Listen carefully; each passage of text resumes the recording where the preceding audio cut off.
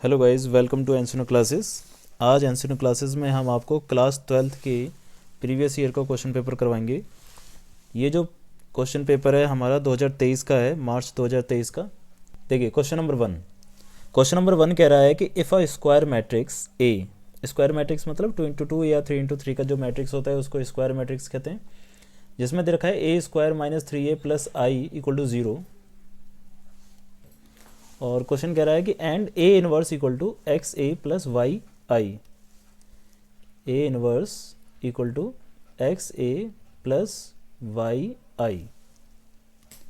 अब क्वेश्चन कह रहा है then the value of x plus y, इसमें एक्स प्लस वाई की वैल्यू आपको फाइंड करनी है। तो सबसे पहले आपको एक्स और वाई की वैल्यू पता होनी चाहिए, तभी आप एक्स प्लस वाई इसे फाइंड कर पाएंगे। तो देखो क्वेश्चन क्या कह रहा है कि आपके पास एक इक्वेशन ये दे रखी है और सबसे पहले इस इक्वेशन को कन्वर्ट करो इस वाली इक्वेशन में, यानी कि ए इनवर्स की इक्वेशन में कन्वर्ट करना पड़ेगा। इसको करने के लिए क्या कर सकते हैं हम, ए स्क्वायर माइनस 3a और आई को इधर ले जाएं तो ये हो जाएगा माइनस का आई। इसमें आपको दो फॉर्मूले याद रखने पड़ेंगे कि आई का मल्टीप्लाई अगर किसी भी टर्म के साथ होता है, आई का मल्टीप्लाई ए के साथ हो रहा है तो ए आएगा, और आई का मल्टीप्लाई अगर ए इनवर्स के साथ हो रहा है तो ए इनवर्स आएगा। ठीक है ना, मतलब आई का मल्टीप्लाई किसी भी मैट्रिक्स के साथ होता है तो वो वही मैट्रिक्स आ जाता है, और अगर ए का मल्टीप्लाई ए इनवर्स के साथ होगा तो ये आ जाएगा आपका आई। ठीक ना, अब आपको क्या करना पड़ेगा, मल्टीप्लाई करना पड़ेगा, मल्टीप्लाई बाय ए इनवर्स। तो ए इनवर्स से जब दोनों तरफ मल्टीप्लाई करोगे आप तो ये हो जाएगा ए इनवर्स, और ए स्क्वायर को आप लिख सकते हो ए इंटू ए माइनस 3a और ए इनवर्स इक्वल टू में minus I into A inverse. अब देखो ये वाला जो टर्म है ये क्या हो गया आपका ए इंटू ए इनवर्स, जो कि हो जाता है आई, माइनस ये हो गया आपके पास आई, और ये हो जाएगा आपका माइनस का ए इनवर्स। अब इसमें क्या करना है, आई और ए क्या हो जाएगा आपका, आई और ए हो जाएगा आपका a minus 3i equal to minus का ए इनवर्स। अब हमें ना ए इनवर्स पॉजिटिव में चाहिए तो ए इनवर्स को इधर ले आओ और इन दोनों चीज़ों को इधर, तो हो जाएगा ए इनवर्स पॉजिटिव का और ये उधर जाएगा तो माइनस का ए और प्लस का 3i। अब इसमें इस वाली इक्वेशन से क्या करना है, आपको कंपेयर करना है। कंपेयर करने से पता चलेगा कि x की वैल्यू जो होगी वो a का कोफिशिएंट है, तो यहाँ पर a का कोफिशिएंट क्या है, माइनस का 1, और यहाँ पर i का कोफिशिएंट कितना है 3, और i का कोफिशिएंट y कहलाएगा, तो y की वैल्यू होगी 3। अब अकॉर्डिंग टू क्वेश्चन हमें क्या चाहिए था, x प्लस वाई, तो यहाँ पर हमारे पास x की वैल्यू है -1 और y की वैल्यू है 3, तो ये वैल्यू आ गई हमारे पास 2। ठीक है, तो इसमें आपका कौन सा ऑप्शन हो जाएगा, ऑप्शन नंबर बी। ठीक है, देखते हैं अगला question number second. Question number second कह रहा है कि if determinant a equal to 2 where a is a 2 × 2 matrix then 4a inverse equal to.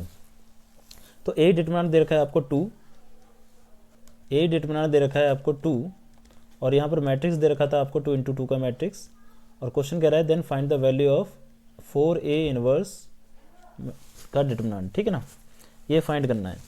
तो देखो इसको फाइंड करने के लिए आपको ध्यान होना चाहिए कि करते क्या है कि अगर आपको 2a का डिटर्मिनेंट निकालना हो और मैट्रिक्स हो 2 × 2 का, तो ये हो जाता है 2 का स्क्वायर और डिटर्मिनेंट a।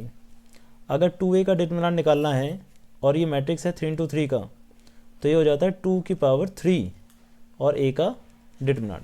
ठीक है, तो ऐसे ही यहाँ पर आपको 4a इनवर्स का डिटर्मिनेंट पूछ रहा है और मैट्रिक्स है 2 × 2 का, तो इसका मतलब ये हो जाएगा 4 का स्क्वायर, क्योंकि स्क्वायर है तो स्क्वायर हो जाएगा, और a इनवर्स का डिटर्मिनेंट।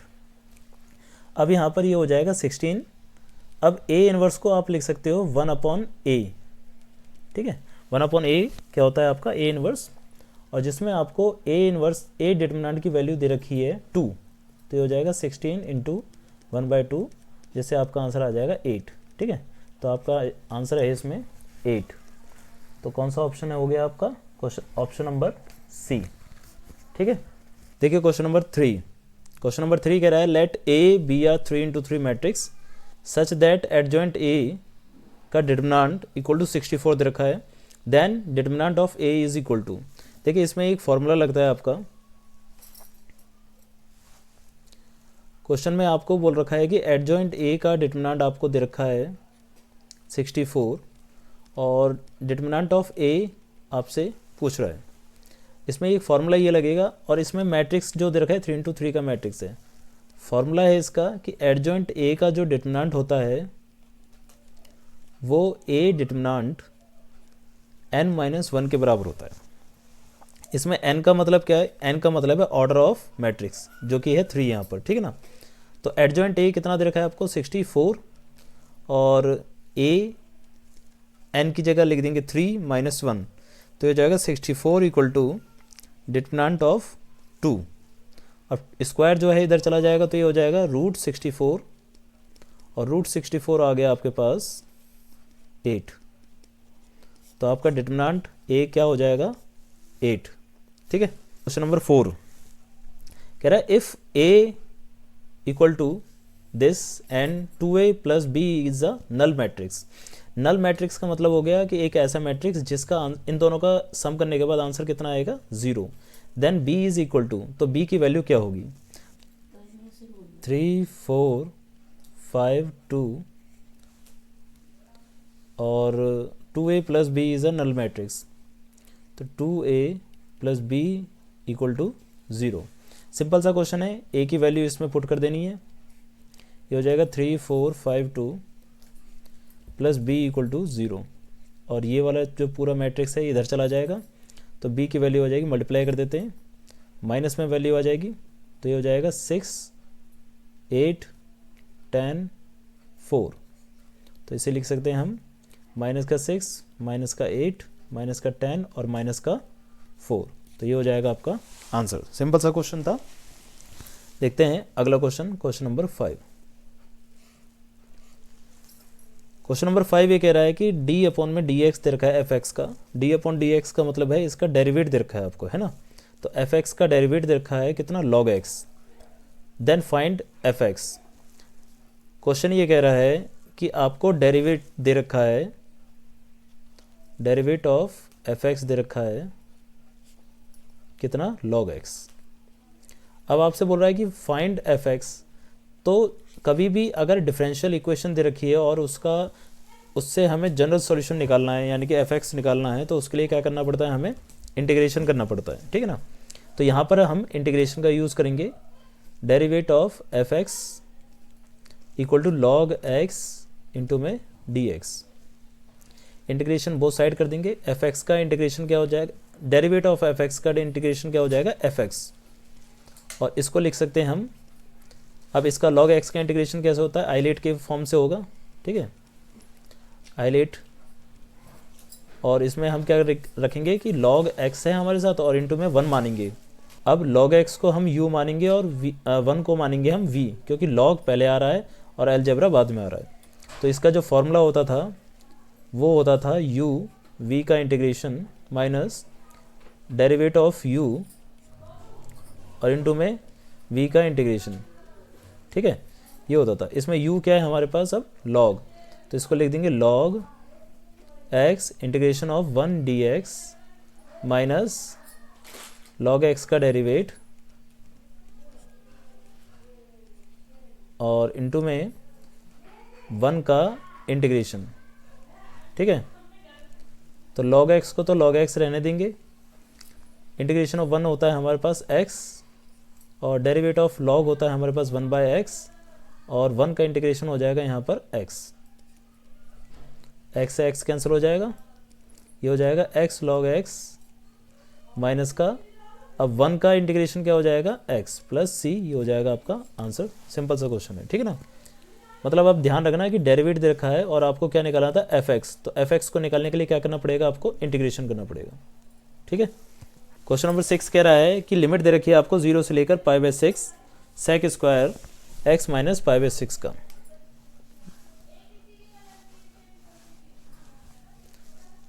क्वेश्चन है इंटीग्रेशन दे रखा है 0 से लेकर π/6 sec square x minus π/6। Simple सा क्वेश्चन है, बस इसमें ये ध्यान रखना है कि sec स्क्वायर x मतलब sec स्क्वायर x का इंटीग्रेशन क्या होता है भाई, sec स्क्वायर x का इंटीग्रेशन होता है tan x, ठीक है। अब यहाँ पर x की जगह पर क्या है, x minus pi by 6, simple सा क्वेश्चन है ये।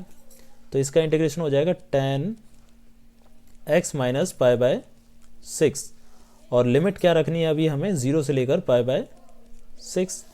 तो सबसे पहले जो अपर लिमिट होती है b उसे पुट किया जाता है, फिर लोअर लिमिट को पुट किया जाता है। तो यहाँ पर tan x की जगह लिखा जाएगा pi by 6 minus pi by 6, फिर बीच में आता है माइनस, ठीक है, फिर tan 0 माइनस पाई बाय 6। तो ये तो हो गया 0, क्योंकि tan 0 0 होता है, माइनस का tan ये हो जाएगा माइनस का पाई बाय 6। अब tan माइनस थीटा होता है माइनस का tan थीटा, तो माइनस बाहर आएगा तो ये क्या हो जाएगा, पॉजिटिव हो जाएगा।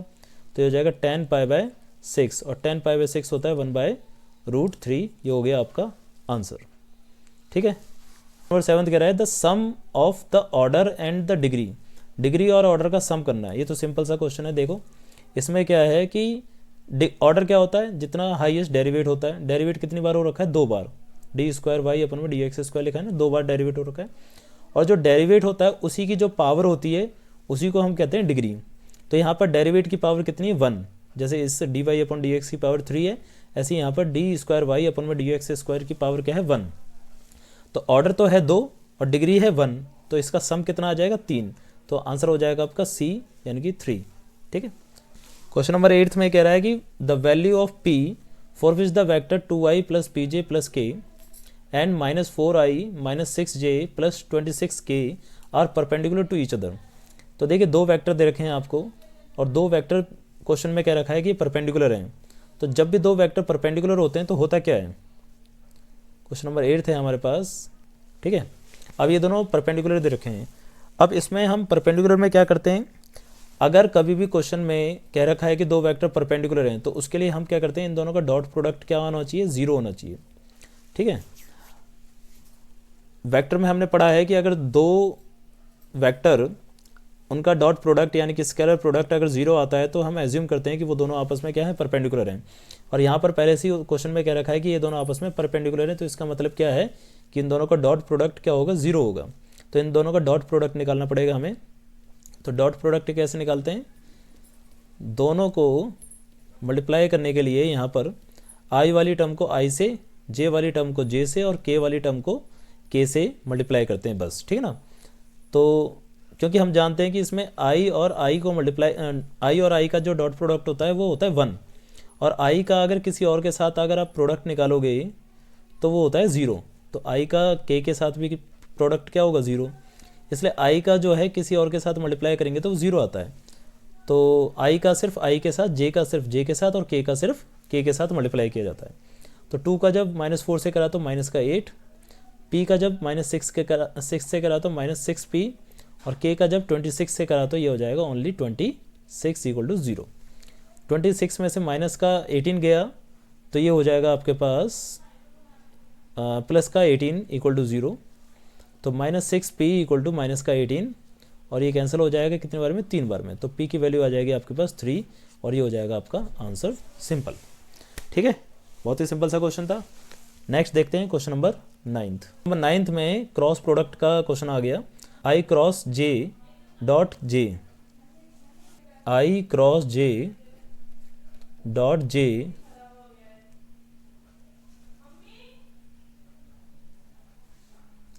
Plus j cross i dot k plus j cross i dot k, j cross i dot के, ठीक है। अब इसकी वैल्यू बतानी है। देखो इसको करने के लिए आपको सर्कल याद रखना है जो कि हमारा क्रॉस प्रोडक्ट में बताया गया था कि आई और जे को मल्टीप्लाई करते हो तो के आता है, और के और आई को मल्टीप्लाई करते हो तो जे आता है, ठीक है, इस तरीके से आता है। अब इसमें क्या है कि अगर रिवर्स हो जाएगा तो माइनस में हो जाएगा, ठीक है ना। तो आई और जे को क्रॉस करते हैं तो क्या आता है, देखो आई और जे को क्रॉस करने पर क्या आएगा, के, तो ये के हो जाएगा, प्लस जे और आई को देखो रिवर्स उल्टा आ रहा है ना, उल्टा आ रहा है तो ये हो जाएगा वैल्यू माइनस का के।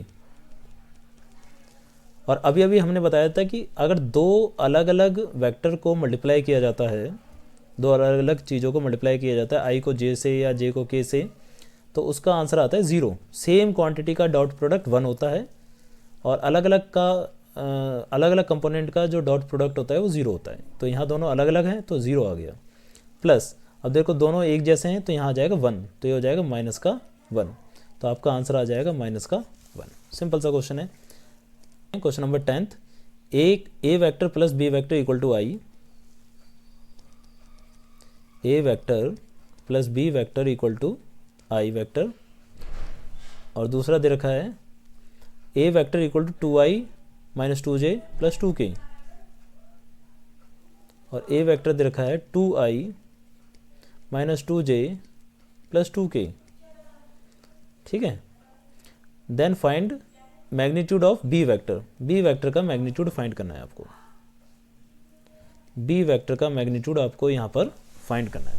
देखिए कैसे करेंगे, सिंपल सा है, ए वेक्टर दे रखा है ना, उसको पुट कर देंगे इधर, तो 2i माइनस का 2j प्लस का 2k प्लस का B vector equal to I, ये इधर चला जाएगा, B vector equal to I minus, अब साइन चेंज हो जाएंगे सबके, माइनस का 2i प्लस का 2j माइनस का 2k,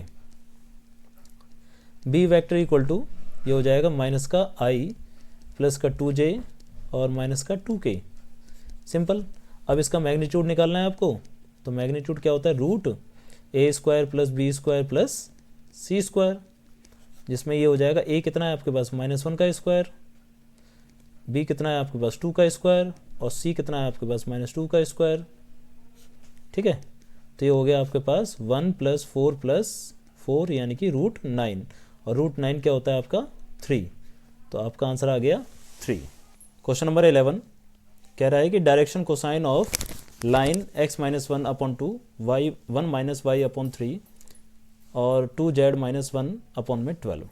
ठीक है, क्वेश्चन में इस लाइन की जो इक्वेशन होती है वो कुछ इस तरीके से होती है, x - x1/a equal to y - y1/b equal to z - z1/c।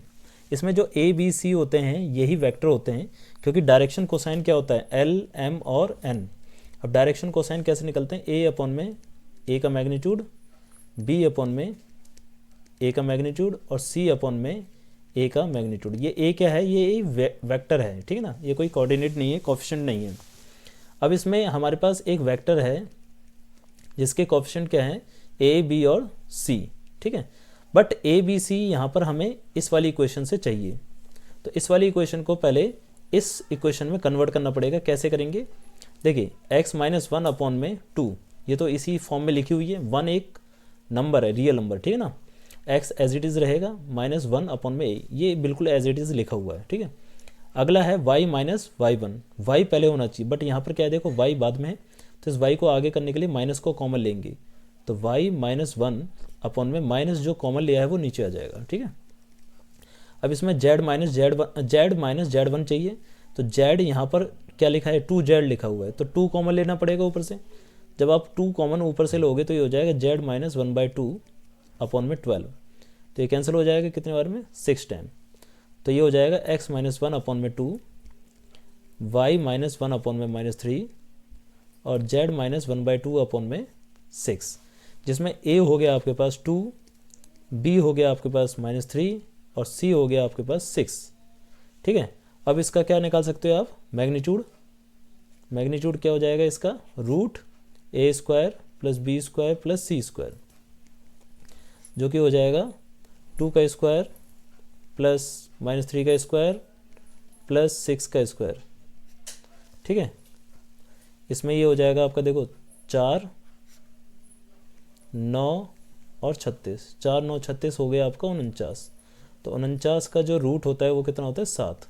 तो यहाँ पर आपका मैग्नीट्यूड आ गया आपका 7। ठीक है ना, तो a कितना है आपके पास 2/7, b कितना है आपके पास -3/7 और c कितना है आपके पास 6/7। तो यही हो गया आपके डायरेक्शन कोसाइंस। ठीक है, डायरेक्शन कोसाइन क्या होता है, l m और n।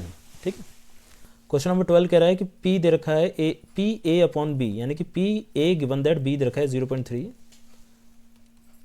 PA given that b दे रखा है 0.3 और पी ए दे रखा है 0.4 और पी बी दे रखा है 0.8। पी ए दे रखा है 0.4 और पी बी दे रखा है 0.8।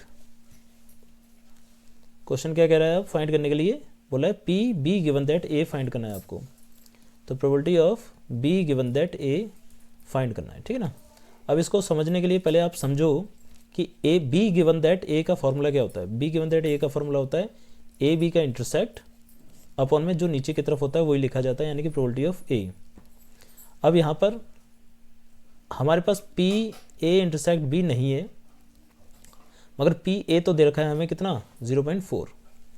तो ए इंटरसेक्ट बी कहाँ से निकलेगा? ए इंटरसेक्ट बी निकलेगा इस गिवन इक्वेशन से।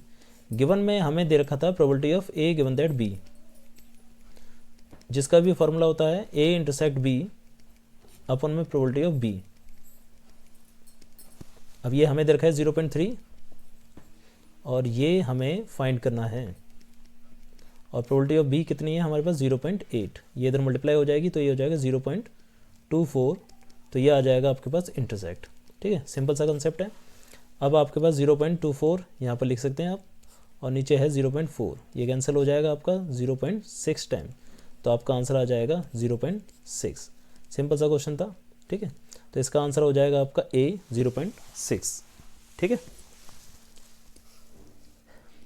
Question number 13, find the value of k for which the f x equal to 3x + 5 x is greater than और इक्वल टू 2 और kx² x is less than 2 is continuous function. तो continuous function क्या होता है, पहले इसको लिख लेते हैं हम, क्या लिखा है ये। एफ एक्स दे रखा है आपको, एफ एक्स है आपके पास 3x + 5 और दूसरा है आपके पास kx²। इसमें है x इज ग्रेटर देन और इक्वल टू 2 और इसमें है x इज लेस देन 2। तो कॉन्टिन्यूस है ये 2 पर। तो कॉन्टिन्यूस के केस में हम देखते हैं कि LHL और RHL क्या होते हैं, बराबर होते हैं, और एट पॉइंट भी क्या होता है, बराबर होता है। बट इधर हम LHL और RHL से ही k की वैल्यू फाइंड कर सकते हैं। अब यहाँ पर LHL का मतलब क्या है, लेफ्ट हैंड लिमिट, इसे निकालते हैं limit x tend to 2 minus इसलिए दिखाते हैं ताकि वो लेफ्ट हैंड को शो करे, ठीक है ना। तो लेफ्ट हैंड में क्या लेना होता है कि x की वैल्यू जहाँ लेस आ रही है, लेस कहाँ आ रही है, यहाँ पर आ रही है, ठीक है ना। तो ये वाला फंक्शन हमारा LHL के लिए हो जाएगा kx²। अब इसमें 2 पुट कर देंगे x की जगह, 2 पुट करेंगे, -2 पुट नहीं करेंगे, ठीक है ना। तो ये हो जाएगा आपका 4k। ऐसे ही RHL निकालेंगे हम। RHL के लिए लिमिट वो लेंगे, RHL के लिए फंक्शन वो लेंगे जो कि पॉजिटिव में हो, यानी कि x की वैल्यू ग्रेटर हो। तो वो है 3x + 5 और x की वैल्यू यहाँ पर 2 पुट कर देंगे, तो ये हो जाएगा आपका 6 + 5 यानी कि 11। अब according to question LHL equal to RHL होता है। तो LHL है हमारे पास 4k और RHL है हमारे पास 11, तो k की वैल्यू आ जाएगी हमारे पास 11 अपॉन में 4। ये हो गया आपका आंसर, सिंपल, ठीक है। अगला क्वेश्चन देखते हैं, क्वेश्चन नंबर 14।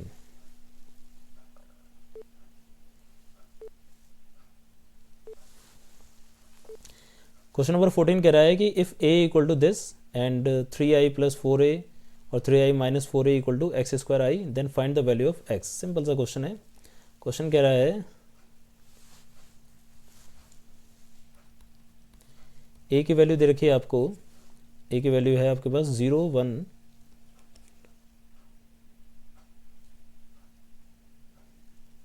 -1 0, ठीक है। और दे रखा है आपको 3i + 4a और 3i - 4a equal to x²i,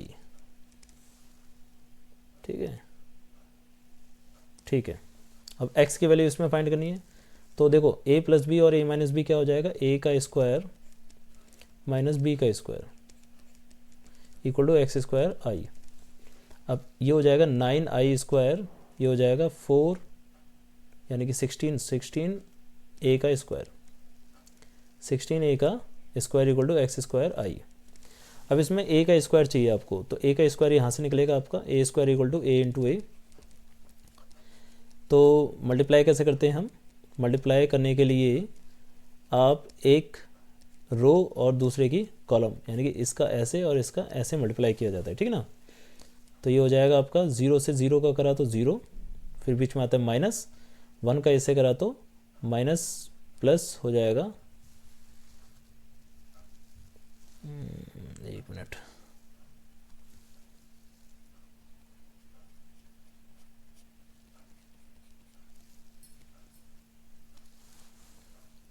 जब 0 से करा तो ये हो जाएगा 0, बीच में आता है प्लस, 1 का -1 से करा तो ये हो जाएगा माइनस का 1, फिर 0 का 1 से करा 0 और 1 का 0 से करा तो 0। अब -1 को 0 से मल्टीप्लाई करेंगे तो 0, और 0 को 1 से मल्टीप्लाई करेंगे तो ये भी आ जाएगा 0। -1 को जब 1 से मल्टीप्लाई करेंगे तो -1, और 0 को 0 से करेंगे तो 0। तो ये आपका आ जाएगा -1 0 0 -1, ठीक है। अब देखो इसमें से माइनस कॉमन आ जाएगा, तो ये क्या बन गया आपका आइडेंटिकल मैट्रिक्स हो गया ये। तो इसको लिख सकते हैं माइनस का आई, यानी कि ए स्क्वायर जो है माइनस आई के बराबर है आपका। तो इसे लिख देंगे 9i स्क्वायर माइनस, ये हो जाएगा आपका 16 माइनस का आई, तो ये माइनस माइनस प्लस हो जाएगा बाद में, तो i square equal to x square equal to i. अब इसमें क्या है कि आई का स्क्वायर करोगे तब भी आई आ जाएगा, और ये हो जाएगा प्लस का 16i equal to x square i. अब इन दोनों में से आई कॉमन लेके आई ये वाला कैंसिल हो जाएगा, तो ये हो जाएगा 9 + 16 इक्वल टू एक्स स्क्वायर, तो ये आ जाएगा 24 इक्वल टू एक्स स्क्वायर। तो एक्स स्क्वायर एक्स की वैल्यू आ जाएगी सीधा सीधा प्लस माइनस का 5, ठीक है। बहुत सिंपल सा क्वेश्चन था ये। तो देखते हैं क्वेश्चन नंबर 15। क्वेश्चन नंबर 15 कह रहा है the general solution of differential equation X D Y minus 1 + x square D X. लिख लेते हैं, जनरल सॉल्यूशन निकलना है इसका।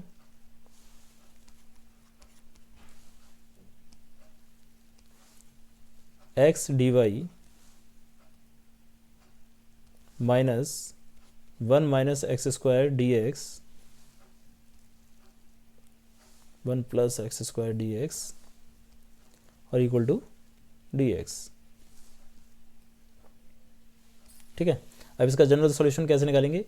डी एक्स वाले टर्म को एक साथ ले जाएंगे, x D y equal to D x plus 1 + x square D x. इन दोनों में से डी एक्स कॉमन आ जाएगा, ये हो जाएगा 1 + एक्स स्क्वायर डी एक्स, और x जो है डी एक्स के साथ आ जाएगा, तो ये हो जाएगा D Y 2 + x square upon में एक्स डी एक्स। अब इसका क्या करना पड़ेगा? इंटीग्रेशन करना पड़ेगा। इंटीग्रेशन करने के लिए ये तो हो जाएगा y, और इसको लिख सकते हैं 2 अपॉन में x plus x square upon x हो जाएगा आपका x। तो इसका इंटीग्रेशन हो जाएगा आपका 2 log x, क्योंकि 1/x का इंटीग्रेशन होता है log x, और एक्स स्क्वायर बाय 2 + c। तो ये हो गई आपकी जनरल इक्वेशन, ठीक है। इस वीडियो में हम इतने ही क्वेश्चन रखते हैं, क्वेश्चन नंबर 15 तक। अगली वीडियो में हम आगे के क्वेश्चंस करेंगे। जब तक आप इन क्वेश्चनों को बढ़िया तरीके से करिए, और कोई भी डाउट हो तो आप हमें कमेंट कर सकते हैं, ठीक है। तो मिलते हैं अगली वीडियो में, जब तक के लिए बाय बाय।